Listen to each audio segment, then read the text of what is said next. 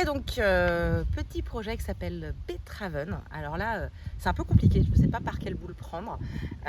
Donc déjà savoir que Beethoven, en fait, c'est un vrai auteur qui date du plutôt début 20e. Après, ce qui s'appelait Beethoven, en fait, on ne le sait pas. Je vous enjoins à aller regarder sa fiche Wikipédia et quand on voit qu'il y a à peu près plus d'une soixantaine de noms possibles de cette personne-là. Donc c'est un auteur qui a écrit pas mal de choses également politiques, mais même des romans qui ont été, d'ailleurs, un a été adapté à Hollywood. Mais on ne sait pas vraiment qui c'était. Beaucoup de fantasmes autour de ce personnage-là. Et donc il y a un auteur français, Frédéric Sandac, qui a dit je vais quand même pondre une pièce de théâtre un peu à la recherche de cet auteur-là.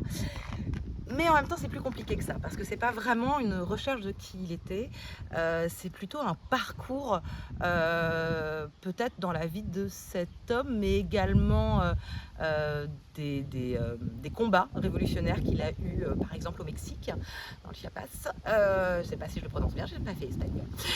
Tu le prononces bien. Oh, merci, c'est gentil. Et donc en fait, c'est une pièce de théâtre qui se lit comme un roman et qui se visualise comme du cinéma. Mais pas un seul type de cinéma. Donc en fait, c'est une pièce de théâtre où on navigue entre plein de personnages. Je crois qu'il y a plus de 35 ou 36 personnages à la base dans ce texte-là, mais surtout à travers les époques. Donc on va s'intéresser à Arthur Craven, qui est le poète boxeur, qui est un personnage qui a existé, qui a produit plein de poèmes. Donc ça plutôt en 1914. On va également suivre un scénariste américain en pleine période du macartisme et scénariste plutôt de gauche, donc vous imaginez qu'il a une position extrêmement agréable à vivre en période du macartisme aux États-Unis.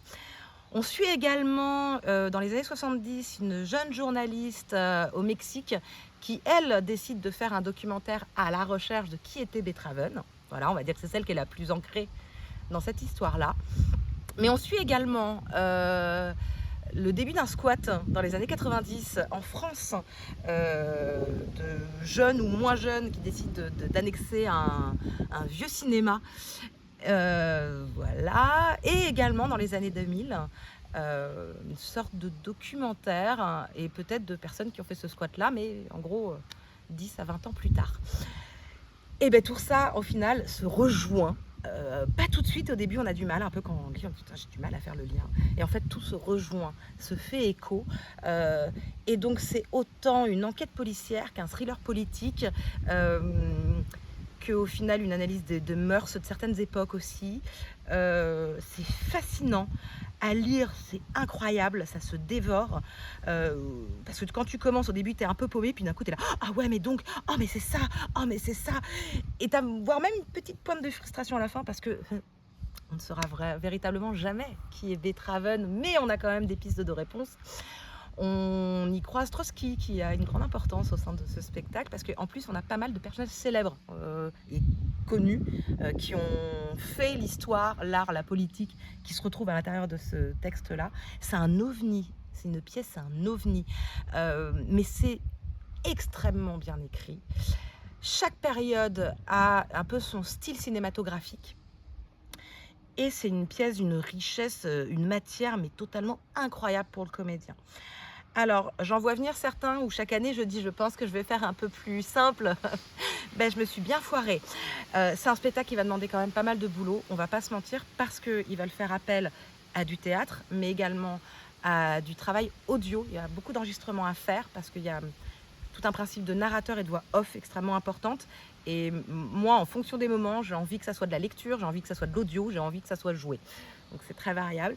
Mais il y a également donc aussi beaucoup de vidéos à tourner, soit sous forme documentaire, soit sous forme de mise en ambiance. Qui seront tournés au sein de vos sessions ensemble ou en dehors? Et ça on verra ensemble, en fonction de comment... Ça dépend, parce que je pense qu'il y en a qui peuvent être tournés au sein de nos sessions, il y en a non, il va falloir qu'on prospecte pour trouver les lieux aussi pour tourner, donc je ne pense pas que ça sera spécialement là, mais ça ne concerne pas tout le monde non plus, c'est certaines personnes. En tout cas, par contre, c'est sûr que c'est un projet qui va demander un véritable investissement de la part de chacun, avec une vraie envie. C'est pas reposant, quoi. C'est pas juste j'apprends mon texte et je viens. et je le joue.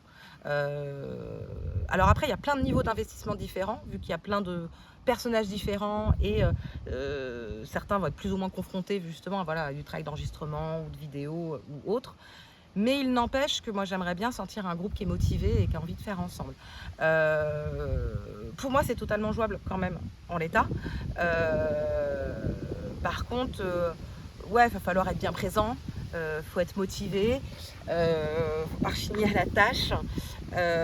Par contre, je promets une expérience totalement hallucinante de comédien, d'acteur en fait aussi, d'audio, de énormément de choses. C'est un ovni et en même temps, quand on le lit, on sent qu'on a une matière hors norme et incroyable dans les mains. Enfin vraiment, j'ai jamais lu ça, j'ai jamais vu ça. C'est extrêmement bien écrit, pensé. En fait, quand on le lit, on visualise tout de suite les choses. Mais comme un film en fait. Il y a énormément. Le tout est émaillé aussi d'extraits de texte de Beethoven, réellement tirés de ses bouquins.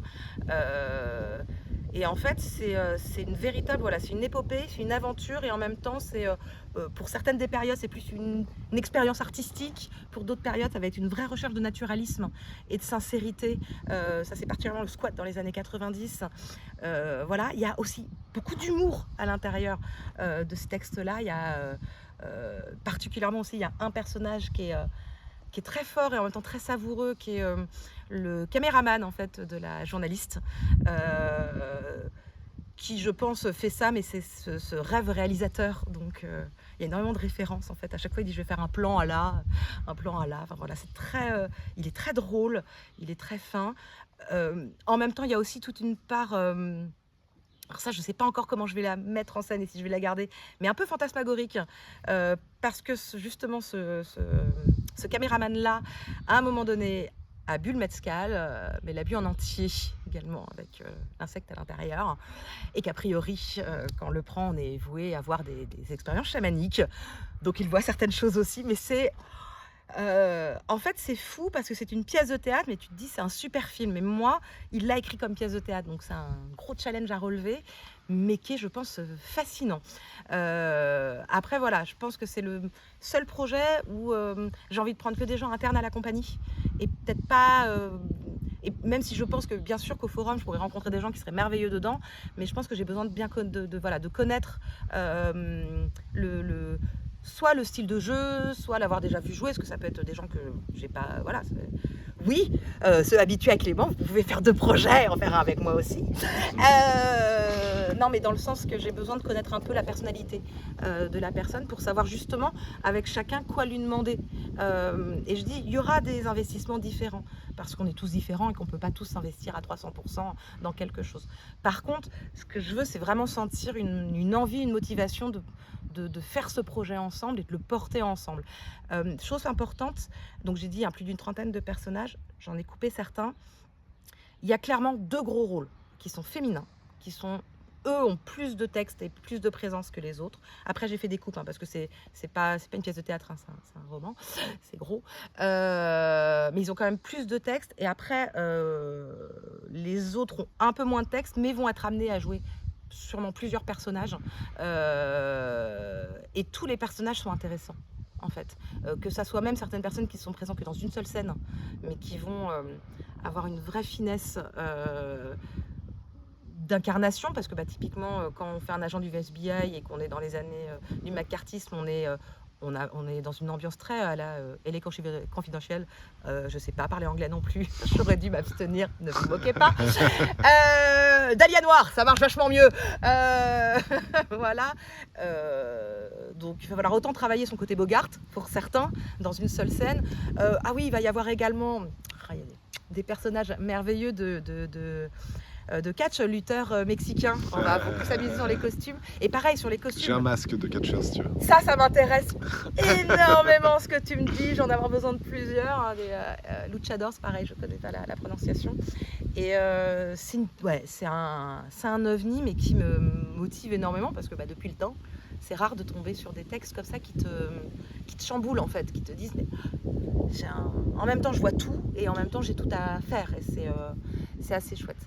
Et par contre, comme j'ai dit, pour moi, c'est pas un projet intergénérationnel, ne serait-ce que par le propos, qui je pense va potentiellement emmerder les plus jeunes, parce qu'il y a en même temps ce côté aventure, film policier, thriller politique, mais il y a aussi une réflexion très importante qui est politique, on va pas se mentir, parce que Beethoven était quelqu'un de politique. Et pareil, c'est une pièce récente, hein, ça date de 2017 ou 2018 aussi.